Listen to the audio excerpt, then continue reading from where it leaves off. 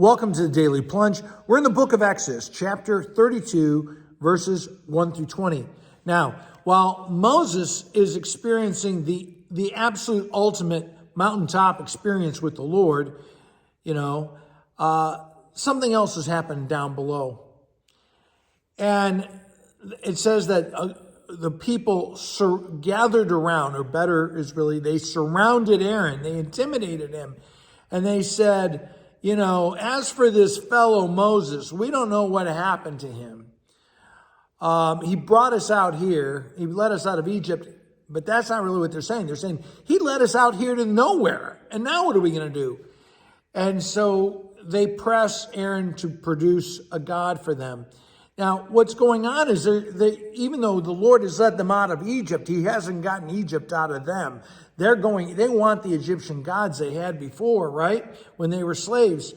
And so Aaron gathers up their gold and they melt it down and they fashion a god image.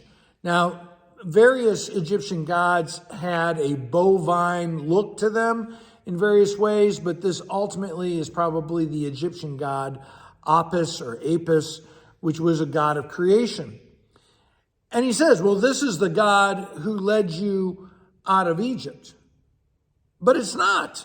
This is an idol. And what has happened is that rather than trusting God and trusting Moses, instead they have their doubts and they're filled with fear rather than faith. They don't trust the Lord. In fact, they're afraid of their circumstances.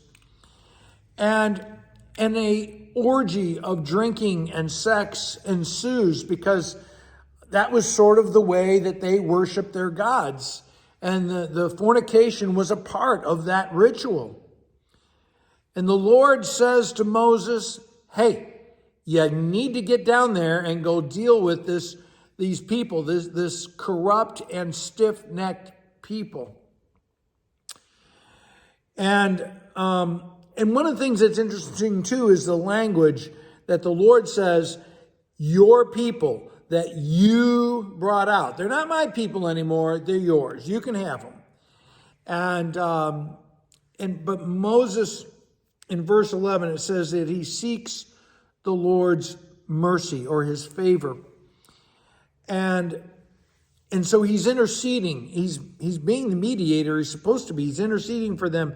And he said, why would you let your anger burn against them so that your opponents, your enemies, like the Egyptians, would mock you and make fun of you, talk smack about you and say that you are that the Lord is evil and that you are committing genocide and wiping these people out? And what does he really appeal to? He calls on the covenant. He says, remember your promises to these people. That's where the main force of this argument is remember what you've promised. That's who you are, Lord. And so the Lord relents. He doesn't bring the disaster he threatened.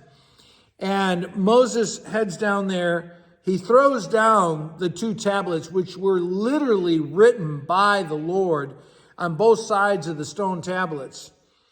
And when Joshua hears the song, he says, oh, it sounds like war going on. And Moses says, if that would be great if that was what it is, but it's something far worse.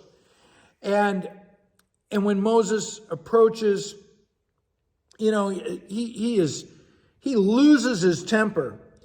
He throws down the tablets and gets the people's attention.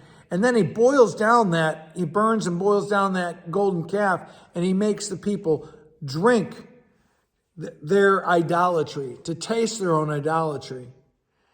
And the truth is that what happens to us too. We end up tasting our idolatry one way or another. Well, thanks, friends. Have a blessed day.